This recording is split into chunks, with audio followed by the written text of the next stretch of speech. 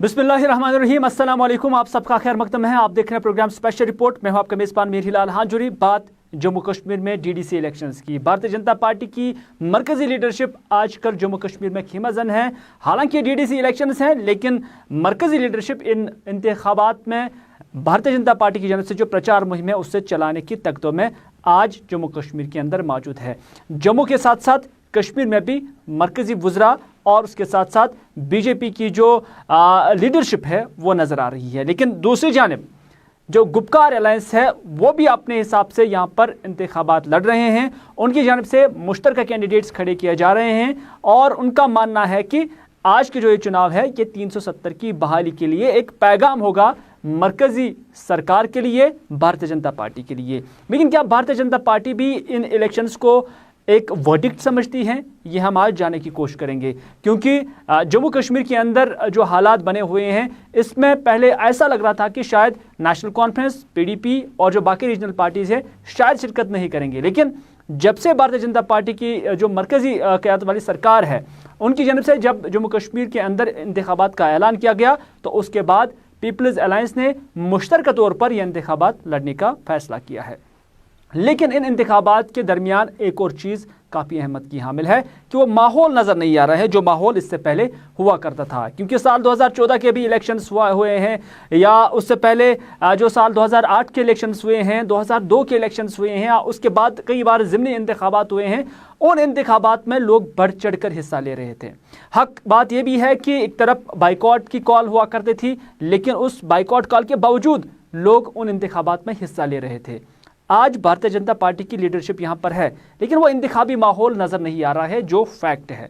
यही हम जानने की कोशिश करेंगे शाहनवाज हुसैन साहब से, जो कि भारतीय जनता पार्टी के नेशनल स्पोक्समैन हैं और उसके साथ जम्मू कश्मीर के अंदर भारतीय जनता पार्टी के आज प्रभारी हैं। उनसे हम जानना चाहेंगे। शाहनवाज साहब, आपका खैर मकदम है। इब्तिदाहन आपसे जानना चाहेंगे कि जम्मू कश्मीर के अंदर आज ये इंतखाबी मुहिम जो है ज़ोर शोर से आप जारी रखे हुए हैं। हालांकि आपने इससे पहले महाराष्ट्र में भी देखा होगा, यूपी के अंदर भी आपने चुनाव प्रचार चलाया होगा और बिहार के अंदर भी आपने चुनाव प्रचार चलाया है, लेकिन कश्मीर के अंदर वो जोश नहीं है लोगों के अंदर, वो वलवला नहीं है लोगों के अंदर, वो रैलियां नज़र नहीं आ रही हैं कहीं पर भी। आखिर इस कश्मीर के अवाम में बेरुखी से क्या मुराद हो सकता है? इसकी वजह क्या हो सकती है? ये डीडीसी का चुनाव है, डिस्ट्रिक्ट डेवलपमेंट काउंसिल का चुनाव है। बिहार में भी जब डिस्ट्रिक्ट डेवलपमेंट काउंसिल का चुनाव होता है, ज़िला परिषद का, तो बिहार में तो बिना सिंबल के होता है। तो ये डेवलपमेंट के लिए चुनाव है। ये सही है कि जो गुपकार गैंग के लोग हैं वो डेवलपमेंट पे बात नहीं करना चाहता। मैं उनको चुनौती देता हूँ कि आप डेवलपमेंट पे बात कीजिए। आप हुकूमत में रहें, एक एनसी में 4 चीफ मिनिस्टर रहें और 2 चीफ मिनिस्टर पीडीपी में रहें। उनको बताना चाहिए कि उन्होंने डिस्ट्रिक्ट में डेवलपमेंट के लिए क्या काम किया। वो काम पे बात ही नहीं कर रहे हैं। हम उनसे कह रहे हैं कि आप काम पे बात कीजिए। लोगों में, मैं जहाँ भी गया हूँ मैंने तो बहुत जोश देखा है। लोगों के बीच में बहुत एतमाद है। और जब से धारा 370 सदा के लिए ख़त्म हो गई उसके बाद लोगों को और भरोसा बढ़ा है कि यहाँ डेवलपमेंट होगा, हम डेवलपमेंट करके दिखाएंगे। यहाँ पे जम्मू कश्मीर के लोगों का हक है। अगर बिहार यूपी में 24 घंटे बिजली रह सकती है, हर जगह सड़क हो सकती है, हर जगह पानी पहुंच सकता है, नॉर्थ ईस्ट जैसे स्टेट में पहुंच सकता है, तो जम्मू कश्मीर में ये लोग जो हुकूमत में थे इन्होंने तो कुछ नहीं किया। जम्मू कश्मीर के लोग मुझसे बहुत प्यार करते हैं, क्योंकि हमने जब मैं मिनिस्टर था तब भी यहाँ आता था और लोगों ने बहुत इज्जत दी है, बहुत अच्छे से मिले हैं। मैं उनको कहने आया हूँ कि आपके फलाह बहबूद के लिए काम करेंगे और कोई दिक्कत होने नहीं देंगे। आपसे जानना चाहूंगा मैं कि कश्मीर के अंदर काफी वक्त से जो सेपरेटिस्ट एलिमेंट्स थे या वो सेपरेटिस्ट पॉलिटिक्स थे जो हमेशा ऐसे चुनावों का बहिष्कार करते थे, आज के इन चुनावों में भी अगर पोल परसेंटेज कम रहती हैं तो क्या आप मानेंगे कि फिर भारतीय जनता पार्टी डिलीवर करने में नाकाम हुई है लोगों को मेन स्ट्रीम में लाने के लिए? नहीं, वो नाकाम तो वो लोग हुए हैं जिनके मुख्यमंत्री रहे यहाँ। हमारा तो कभी कोई सीएम रहा नहीं और स्टेट में सीएम के हाथ में ही सारे पावर होते हैं। तो हम लोग करके दिखाएंगे। और यहाँ अगर वाले तो कोई यकीन पर मैं जवाब नहीं देता हूँ कि आगे क्या होगा, लेकिन हमें पूरी उम्मीद है कि लोग अच्छे से वोट करेंगे। और ये चुनाव सिर्फ डेवलपमेंट पे है, ये किसी और मुद्दे पे नहीं है। जो डेवलपमेंट करेगा, जो विकास करेगा, जनता जरूर, यहाँ के लोग भी डेवलपमेंट चाहते हैं, वो अपने बच्चों को तालीम चाहते हैं। वो जैसा कि शाहनवाज साहब, जैसा कि आप कहते हैं कि ये डेवलपमेंट के लिए, विकास के लिए, तमीर और तरक्की के लिए ये चुनाव है, और भारतीय जनता पार्टी का मौक़िफ़ और उनका ये भी माना कि 370 जो हटाई गई है कि वो भी जम्मू कश्मीर के डेवलपमेंट विकास के लिए है। तो इस सेंस में आप मुझे मुख्तसरन बताइए और खुलकर बताइए कि जो कोई भी वर्डिक्ट अब यहाँ से निकलता है इन चुनाव में, अगर भारतीय जनता पार्टी को ज़्यादा सीटें मिली तो आप क्या मानेंगे कि वो 370 के उस फैसले के हक में होंगे, या अगर कम सीटें होगी तो इससे आप पब्लिक का वर्डिक्ट मानेंगे कि 370 के खिलाफ? नहीं, ये 370 पे चुनाव ही नहीं है साहब, इसमें ज्यादा वोट आए हमें या कम वोट आए, 370 थोड़ी लौटने वाला है। 370 तो खत्म है, ये चुनाव पूरा डेवलपमेंट पे है। मैं सीटों की बात कर रहा हूँ कि तो क्या आप मानेंगे अगर भारतीय जनता पार्टी को ज्यादा सीटें मिली तो, और हमें भी यकीन है कि भारतीय जनता पार्टी ये दावा करेगी कि हाँ, जो 370 का मुंह था भारतीय जनता पार्टी नहीं करेगी, ये उसी के बदले आया है। तो क्या आप इसे एक वर्डिक्ट मानोगे पब्लिक की जानिब से कि हाँ, ये 370 के खिलाफ अगर ज्यादा सीटें गैर बीजेपी को मिला तो फिर ये उस मुंह के खिलाफ है लोगों का रिएक्शन? देखिए, ये आपका सवाल है, आपके सवाल का हक है, जवाब का हक मेरा है, और जवाब में मैं कह रहा हूँ कि ये सिर्फ डेवलपमेंट पे चुनाव है, सिर्फ डेवलपमेंट पे चुनाव है। ये 370 और इन चीज़ों पे चुनाव नहीं है। ये चुनाव डिस्ट्रिक्ट डेवलपमेंट काउंसिल का है, ये विकास के नाम पर, डेवलपमेंट के नाम पर चुनाव है। इसको बाद में मैं भी तर्जुमान के नाते कहता हूँ, स्पोक्स पर्सन के नाते, इसको कोई 370 से जोड़कर हम न देख रहे हैं, इलेक्शन के बाद भी इसको जोड़कर नहीं देखेंगे। मेरा बयान रिकॉर्ड करके रखिएगा। चलिए शाहनवाज हुसैन साहब, आपका बहुत बहुत शुक्रिया इस मामले पर बात करने के लिए, क्योंकि आपका मानना है कि आज के जो चुनाव हैं ये खालिस डेवलपमेंटल एस्पेक्ट्स पे लड़े जा रहे हैं, इसमें 370 का कोई भी रोल नहीं है। लेकिन आपके साथ साथ हम ये भी कहना चाहेंगे कि जो गुपकार अलायंस की जो पार्टियां हैं उनका मानना है कि एक वर्डिक्ट है, यानी आज के जो इंतखाबात होंगे इसमें एक मैसेज होगा मरकजी सरकार के लिए कि वो जम्मू कश्मीर के लोग क्या चाहते हैं। खैर, ये तो शाहनवाज हुसैन की बात थी। एक और मरकजी वजीर के साथ बात करते हैं, भारतीय जनता पार्टी के सीनियर मोस्ट लीडर और मरकज़ में जो है सोशल जस्टिस के वजीर हैं, हम बात करें कृष्ण पाल गुर्जर साहब की, जो इस वक्त हमारे साथ मौजूद है। आपका बहुत बहुत शुक्रिया हमारे साथ इस प्रोग्राम में जुड़ने के लिए। सर, आपसे जानना चाहेंगे कि आप क्या समझते हैं कि जो आज के इंतखाबात है, एक और जैसा कि शाहनवाज साहब से मैंने इससे पहले पूछा था, आपसे भी मैं वही सवाल पूछना चाहूँगा कि क्या आप समझते हैं कि जम्मू कश्मीर के अंदर जो आज DDC इलेक्शंस हो रहे हैं, इससे जो लोगों का फैसला आएगा, जिस पार्टी के भी हक में वो फैसला आ जाएगा, तो क्या आप समझते हैं कि वो 370 की उस पॉलिसी को लेकर या उस फैसले से मुत्तलिक एक अवामी मैंडेट होगा, एक अवामी वर्डिक्ट होगा, या जिससे हम रायशुमारी से भी ताबीर कर सकते हैं? आपका इस पर क्या ख्याल है? देखिए, मैं बिल्कुल साफ तौर पे कहना चाहता हूँ, ये चुनाव कोई रायशुमारी का चुनाव नहीं है। ना रायशुमारी के नाम पर वोट मांगा जा रहा है, ना 370 के नाम पर वो वोट मांग रहे हैं, ना हम वोट मांग रहे हैं। हम सिर्फ पंचायती राज को उसका अधिकार मिले जो आज़ादी के बाद जम्मू कश्मीर के लोगों को उससे महरूम रखा गया। वो अधिकार आदरणीय मोदी जी ने पंचायतों के चुनाव में, ब्लॉकों के चुनाव में और अब DDC के चुनाव में आज़ादी के बाद दिया है।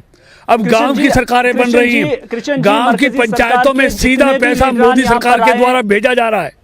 कृष्ण जी, जितने भी वज़रा मरकजी सरकार के यहाँ पर आए, चाहे मुख्तार अब्बास साहब आए या जितने भी लीडरशिप जो बीजेपी की है वो कश्मीर में आई है, 370 का उन्होंने जिक्र किया और कहा कि ये बेनिफिशियल था फॉर द पब्लिक। तो वही मैं बोल रहा हूँ कि अगर लोगों ने इसके खिलाफ वोट दिया, बीजेपी के खिलाफ वोट दिया, तो क्या आप मानेंगे कि ये पब्लिक का वर्डिक्ट होगा उस फैसले के खिलाफ? बिल्कुल बिल्कुल नहीं होगा। 370 के खिलाफ वर्डिक्ट नहीं होगा। ये लोकतांत्रिक चुनाव है, गांव का चुनाव है, गांव की पंचायतों का चुनाव है, DDC का चुनाव है, ये लोकल चुनाव है, ये कोई वर्डिक्ट नहीं है। और ये अधिकार मोदी सरकार ने यहाँ के अवाम को दिया है और सीधा पैसा पंचायतों में आज़ादी के बाद सीधा भेजने का काम किया है। गांवों का विकास हो रहा है, लोग विकास होता हुआ देख रहे हैं। और मैं कहना चाहूँगा, ये मोदी सरकार की लोकप्रियता का कारण ही है। ये बीजेपी की लोकप्रियता जो जम्मू कश्मीर में बढ़ रही है, आदरणीय मोदी जी के प्रति जो विश्वास लगातार जम्मू कश्मीर में बढ़ रहा है, ये उसके भय के कारण ही, उसके डर के कारण ही ये विरोधी दल गुपकार गैंग इकट्ठा हुआ है, लेकिन इनका सपना कभी साकार नहीं होगा। चलिए, ये थे कृष्ण पाल गुर्जर साहब जो हमारे साथ बात कर रहे थे। आपका बहुत बहुत शुक्रिया हमारे साथ बात करने के लिए। दो चीज़ें निकल कर सामने आ गई हैं। एक ये कि भारतीय जनता पार्टी इन इंतखाबात को 370 के साथ नहीं जोड़ रही है। उनका मानना है कि ये जो इलेक्शंस हैं ये खालिस अवामी मैंडेट को उस नज़र से देखा जाए कि ये पंचायती सहूलियात जो है वो डोर स्टेप्स पे पहुंचाने हैं, यानी खालिस जो है तामीर तरक्की के हवाले से हैं। लेकिन पब्लिक का क्या व्यू है, लोग क्या समझते हैं? जम्मू कश्मीर के लोग, खासतौर पर कश्मीर वैली के लोगों के साथ हमारी कैमरा टीम ने आज मुख्तलिफ जगहों पर बात की। उनका क्या व्यू है, वो गुपकार अलायंस को किस नज़र से देखते हैं, भारतीय जनता पार्टी से मुतल्लिक उनका क्या मौक़िफ़ है, और ख़ासतौर पर क्या वो समझते हैं कि आज का जो वर्डिक्ट होगा लोगों की जानिब से वो क्या 370 को लेकर ही होगा या कि वो डेवलपमेंटल एस्पेक्ट्स पे ये इलेक्शंस लड़े जा रहे हैं। पब्लिक का क्या कहना है, आइए देखते हैं। अलबत्ता जो ये गुपकार डिक्लेरेशन बनाई गई, लोगों को सोचना चाहिए जो गुपकार डिक्लेरेशन बनी है वो किस मकसद के लिए है बनी है। जो भी आज तक मिला है वो सिर्फ नेशनल कॉन्फ्रेंस की वजह से यहाँ बना है, और लोगों को इसी को सपोर्ट करना चाहिए गुपकार डिक्लेरेशन को, ताकि बीजेपी यहाँ से दूर रहे। बीजेपी क्यों यहाँ से दूर रहे? बीजेपी ने यहाँ पे 370 धारा तोड़ दी, 35 से तोड़ा, जो जम्मू कश्मीर की पहले से ही यहाँ पे पार्लियामेंट ने पास किया था, उन्होंने स्क्रैप किया है, जम्मू कश्मीर के लोगों को ऐसे ही छोड़ दिया। सबसे बड़ी बात यह है कि इनके जो मैनिफेस्टो मैंने भी जो देखा है, जो आपके माध्यम से मैंने भी देखा, गुपकार ने एक मैनिफेस्टो रखा है कि आप हमें वोट दीजिए, हम 35 और 370 को वापस लाएंगे। तो ये जो तुक्का ये खेल रहे हैं, मेरे ख्याल से इस तुक्के से शायद गुपकार अलायंस में ज़्यादा वोट आएंगे, क्योंकि इनके अपने बेसिक वोट्स में नेशनल कॉन्फ्रेंस के बहुत पुराने वोट्स है, PDP के वोट्स है, रीजनल पार्टीज़ है, यहाँ पे बड़ी पार्टीज़ है, और PC ने हाथ मिलाया। तो जाहिर सी बात है ये जो गुपकार अलायंस है इसमें ज़्यादा वोट पड़ेगा, और अभी बाकी जितने भी पॉलिटिकल पार्टीज हैं उनमें भी वोट्स पड़ेंगे, लेकिन गुपकार अलायंस जो है इसमें ज़्यादा से ज़्यादा मेरे ख्याल से वोट्स आएंगे, क्योंकि जितना मैंने भी अभी आपके माध्यम से ही देखा है। ये जो अपकमिंग DDC इलेक्शंस होने वाले हैं, ज़मीनी सतह पे आप छोड़िए डेवलपमेंट, बट इससे लोग इमोशनली अब जुड़े हुए हैं because of article 370 and 35A। Gupkar alliance का सबसे बड़ा जो मैनिफेस्टो हम जिसे हम बोल सकते हैं, उनका मैनिफेस्टो ये है हम 370 और 35A को वापस लाएंगे। सो ये सीधी सी बात है कि जो इलेक्शन होने वाले हैं ज़्यादा वोट गुपकार अलायंस को ही मिलेंगे, क्योंकि इससे अब लोग इमोशनली जुड़े हैं। हो सकता है, अल्लाह नोज बेटर कि आर्टिकल 370 और 35 से वापस आएगा। अब बीजेपी एक तरह से दावा कर रही है कि जम्मू कश्मीर के लोग खुश है, कश्मीर के लोग खुश है, एब्रिगेशन ऑफ आर्टिकल 370, तो कैसे देखते हैं आप वो, इसमें क्या रोल रहेगा? देखिए, जब से आर्टिकल 35A और 370 को एब्रोगेट किया गया, कुछ भी नहीं हो रहा है ग्राउंड पे। यहाँ पे अनएम्प्लॉयमेंट दिन ब दिन ज़्यादा होती जा रही है, डेवलपमेंट बोल रहे हैं, डेवलपमेंट। अल्लाह का शुक्र है, we are much developed than other states of, not every state, बहुत सारी स्टेट से हम डेवलप हैं। तो यहाँ पे वो क्या डेवलप करेंगे? अभी -3 था आज रात को, तो पावर नहीं था घर पे, इसको डेवलपमेंट हम बोलेंगे? चलिए नाज़रीन, आपने प्रोग्राम स्पेशल रिपोर्ट में पब्लिक का व्यू भी देखा है, पब्लिक का नुक्ते नज़र भी देखा होगा, और इसके साथ साथ चूंकि हमने इससे पहले जो बात की थी 2 बीजेपी के सीनियर मोस्ट लीडरान के साथ, यहाँ तक कि एक मरकज़ी वज़ीर भी हैं, उनके साथ उनका पॉइंट ऑफ व्यू भी हमने जानने की कोशिश की है, और उन्होंने खुल्लम खुल्ला ये कहा है कि ये जो इलेक्शंस है ये सिर्फ तामीर तरक्की को लेकर होंगे। लेकिन उसके साथ साथ उन्होंने ये भी कहा कि जम्मू कश्मीर के अंदर जो मुफ्तीज़ है या अब्दुल्लाज़ हैं, ये डायनेस्टी रूल यहाँ पर चला रहे हैं, और उनका मानना ये भी है कि यहाँ उन्होंने लूट लिया है सबको, और साथ ही साथ जो जमहूरियत की जड़ें हैं उसे कमज़ोर से कमज़ोर तर बनाया है। लेकिन अली मोहम्मद सागर जो कि नेशनल कॉन्फ्रेंस के जनरल सेक्रेटरी हैं, उनका मानना है कि भारतीय जनता पार्टी लोगों की आंखों में धूल झोंक रहे हैं। उनका मानना है कि जो कुछ भी यहाँ पर बना हुआ है वो नेशनल कॉन्फ्रेंस ने बनाया है। अली मोहम्मद सागर ने जगमोहन के दौर का जिक्र किया। अली मोहम्मद सागर का मानना है कि जब 90s में यहाँ गवर्नर राज नाफिस हुआ और उसके बाद यहाँ पर सब कुछ तबाह होकर रह गया था, और उसके बाद जब नेशनल कॉन्फ्रेंस 1996 में यानी 1996 के इंतखाबात में फिर से बरसर इक़्तिदार आ गई, तो उसके बाद ही स्कूल भी बने, हॉस्टल भी बने, रोड भी बने, पुल भी बने, और जो कुछ जम्मू कश्मीर में अभी तामीर और तरक्की है ये नेशनल कॉन्फ्रेंस का दिया हुआ है। तो ये गलत है। 370 कभी वो दीवाने का ख्वाब है, वो कभी नहीं आएगा, उसको गलत फहमी है। 370 हमारा आईनी बुनियादी हक है, उसको बहाल करना होगा। उसके लिए हमने हमेशा लड़ा है। उसके लिए जो वो कह रहे हैं, प्रोपेगेंडा कर रहे हैं, वो गलत है। 2 रिट पिटीशन इस वक्त ऑनरेबल सुप्रीम कोर्ट में है, और सुप्रीम कोर्ट ने 2 बार 2 जजमेंट्स हैं जो दफा 370 के फेवर में आई हैं। लिहाजा ये प्रोपेगेंडा करना कि यहाँ लूट लिया गया है, तो वो क्यों वाइट पेपर नहीं निकाल रहे हैं अगर लूट किया गया कहीं? नेशनल कॉन्फ्रेंस ने यह बनाया 96 में, जब जगमोहन यहाँ थे जो बीजेपी के थे, उन्होंने यहाँ 6 साल 7 साल गवर्नर रूल रहा, तो यहाँ क्या था? यहाँ के स्कूल, यहाँ के कॉलेज, यहाँ के पुल, यहाँ के रेस्ट हाउस, टूरिस्ट बिल्डिंगें सब खत्म था। पुलवामा पहुंचने में 3.5 घंटे लगते थे, सड़कें खत्म थी। 6 साल हमने रात दिन एक करके सारे इंफ्रास्ट्रक्चर को बिल्ड किया। जो एक जिम्मेवार पार्टी, एक मुल्की सतह पे एक पार्टी है, और वो एक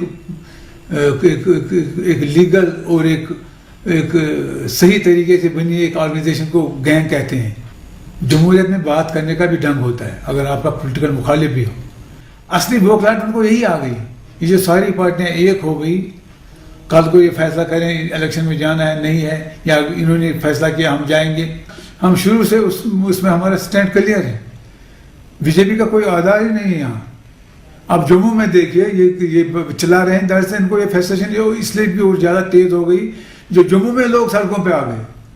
स्वागत किया लोगों ने डॉक्टर साहब का, जब वो जम्मू सिटी में गए, इन्होंने एक माहौल बनाया था कि डॉक्टर फारूक को वहां आने नहीं देंगे, उमर अब्दुल्ला साहब को वहां आने नहीं देंगे। जब जम्मू में रेस्पॉन्ड मिला इसको, ये जो ग्रैंड अलायंस है कश्मीर, ये पीपल्स अलायंस, जम्मू में जो रेस्पॉन्ड मिला, जिन लोगों के साथ उन्होंने बीजेपी के इधर वादा किया था जम्मू से यहाँ जमीन किसी को नहीं दिया जाएगी, नौकरियां आपको दिए जाएंगे, आज जब वो समझ गए इनका प्लान क्या है, तो आज वो अच्छी तरह बीजेपी इस बात से अच्छी तरह वाकिफ है कि आने वाले इलेक्शन में उनको उसमें बड़ी शिकस्त मिलेगी।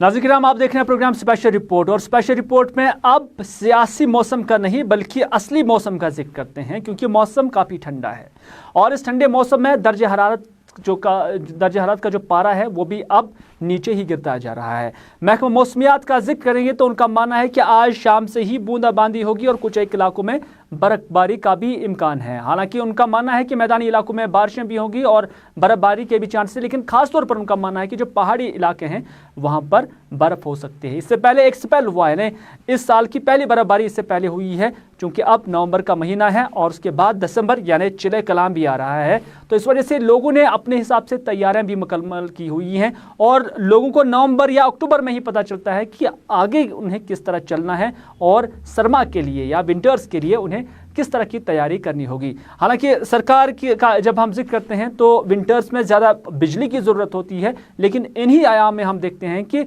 ऐसा पहली बार हो रहा है कि लोग बिजली को लेकर काफ़ी परेशान हैं। सिर्फ बिजली को लेकर ही नहीं बल्कि पानी को लेकर भी अभी लोग काफ़ी परेशान हैं। बेशतर इलाकों में हम देख रहे हैं कि अभी जो नलके हैं या पाइपें हैं वो जमी नहीं हैं, लेकिन अब वो मौसम और वो सीज़न यानी चिड़ै कलान का वो भी आने जा रहा है, तो उसमें हालत पीएचई की भी यानी जल शक्ति का नाम तो उसे दिया गया था, लेकिन शक्ति कहीं पर नज़र नहीं आ रही है। ऐसा लग रहा है कि लोगों को विंटर्स के अंदर पानी को लेकर भी काफ़ी सारी मुश्किलात का सामना करना पड़ सकता है। लेकिन ये सरमा है और सरमा के अंदर कश्मीर के लोग जानते हैं कि कांगड़ी का इस्तेमाल करना है, फेरन का इस्तेमाल करना है, गर्म मलबूसात का इस्तेमाल करना है। इस तरह से बरसों पुरानी रिवायत ये जम्मू कश्मीर के अंदर आज 21वीं सदी में भी जारी व सारी है, यानी कांगड़ी का इस्तेमाल। हालांकि अगर देखा जाए तो मुख्तलिफ जो एप्लायंसेस आज आए हैं जो बिजली पर चलते हैं, लेकिन जब बिजली नहीं तो इस वजह से वो बेकार नज़र आ रहे हैं। तो इस वजह से आज के डेट में भी 21वीं सदी में भी लोग रिवायती कांगड़ी का भी इस्तेमाल कर रहे हैं।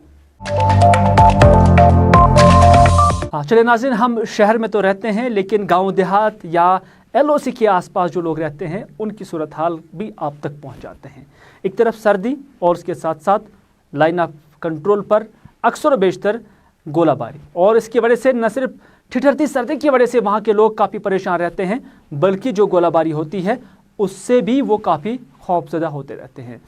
न सिर्फ सिक्योरिटी पॉइंट ऑफ व्यू से वो काफ़ी परेशान हैं, बल्कि बुनियादी सहूलियात को लेकर भी वहाँ के लोग काफ़ी परेशान हैं। कमलकोट OD का हम जिक्र करते हैं कुछ दिन पहले हमने एक रिपोर्ट चलाई थी जिसमें हमने दिखाया था कि किस तरह से ये लोग यहाँ पर जी रहे हैं। बिजली का भी प्रॉब्लम है, पानी का भी प्रॉब्लम है, सड़क का भी प्रॉब्लम है, और सबसे बढ़कर चीज़ वहाँ पर जो बैंकर्स अभी उन्हें जो है प्रोटेक्शन नहीं दी जा रही है, उसकी वजह से वो वहाँ पर परेशान हाल है। वो रिपोर्ट हमने एडमिनिस्ट्रेशन की नोटिस में लाई, वो सारी चीज़ें, लेकिन बिलाखिर वहाँ के लोग आज गुलिस्तान न्यूज़ का शुक्रिया अदा कर रहे हैं इस वजह से कि हमने उनकी इस ग्रीवेंस को, जायज़ ग्रीवेंस को हुकाम तक पहुँचाया, और हुकाम का भी शुक्रिया कि उन्होंने इस चीज़ का नोटिस लिया हुआ है। और यही वजह है कि आज कमलकोट के लोग जो है हमारे बारामूला यूनिट जो हमारा गुलिस्तान का है वहाँ पर पहुँच गए थे, और वहाँ पर उन्होंने शुक्रिया अदा किया गुलिस्तान न्यूज़ का इस वजह से कि जो ही ये रिपोर्ट चली तो उसके बाद एडमिनिस्ट्रेशन ने उन्हें यकीन दहानी कराई और वहाँ पे इलाके में गई और उनकी जो ग्रीवेंसेस है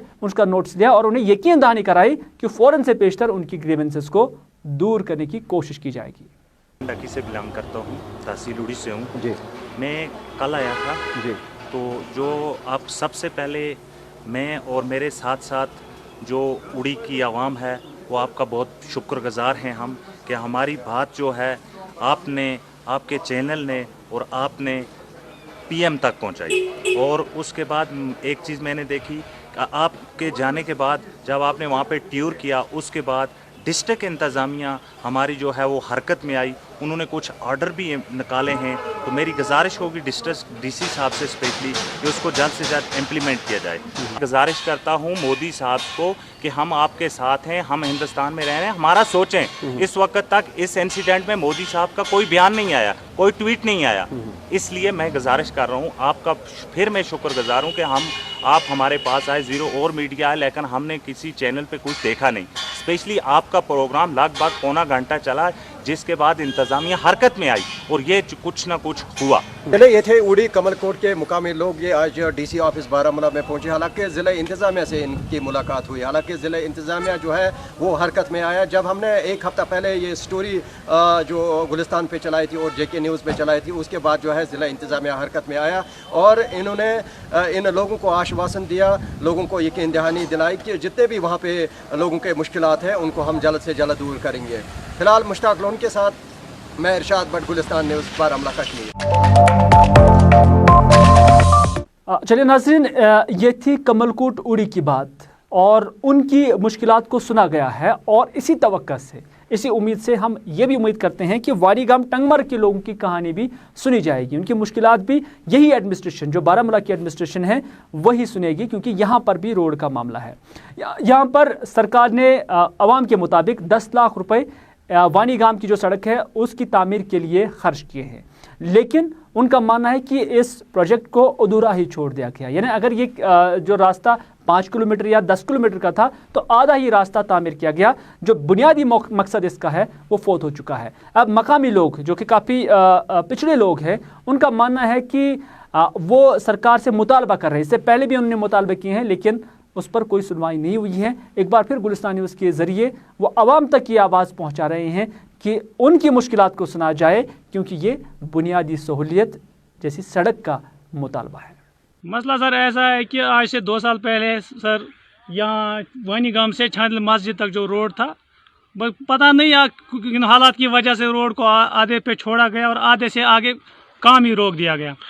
अब हम महकमे रूरल डेवलपमेंट डिपार्टमेंट से, उनके ऑफिसरों से ये रुजू करते हैं कि प्लीज़ रोड को आगे का काम शुरू किया जाए। 10-12 लाख रुपया इस पे खर्च हुआ, कोई फ़ायदा नहीं है जब तक ये रोड गांव से कनेक्ट ना हो जाए, ताकि हमारे जो ज़मींदार भाइयों को और जो खास करके गांव वालों को जो मुश्किलात है आगे ना आ जाए। 10 लाख रुपया लगित मगर रोड आज इनकम्प्लीट, ब्रोह कुन वथी बन पुल सह रोड द्राया मगर अड़वत तानत, मगर अड़वत तान द्राव अम ब्रो कोड़क न रोड कह सठा मुश्किलात मेहरबानी कर अर्ज करान, अपील करान, मेहरबानी कर DC साहबस, SDM साहबस, बने ब्रो कुन पकुन, रब मज मान फसान, यपर जमींदार, यपर तूता जमीन, यपर बना पकन।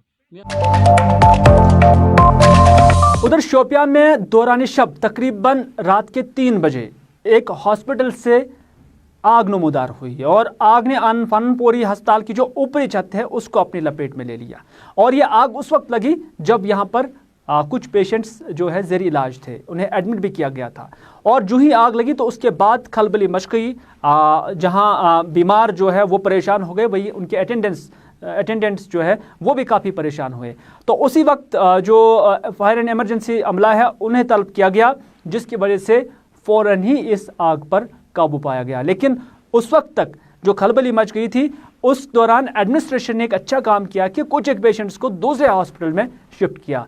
क्या है ये पूरी कहानी, एनी शाहिदीन से सुनते हैं।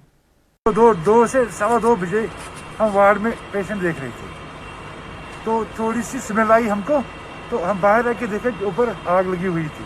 हमने फायर सर्विस को इमीडिएटली फ़ोन किया, वो मौके पर आए, पेशेंट को हमने एवैक्यूएट किया शादाब हॉस्पिटल, और जो भी इधर पेशेंट थे उनको दूसरे कमरों में शिफ्ट किया, और फायर सर्विस आई तो बुझाने का काम ठीक से हो गया।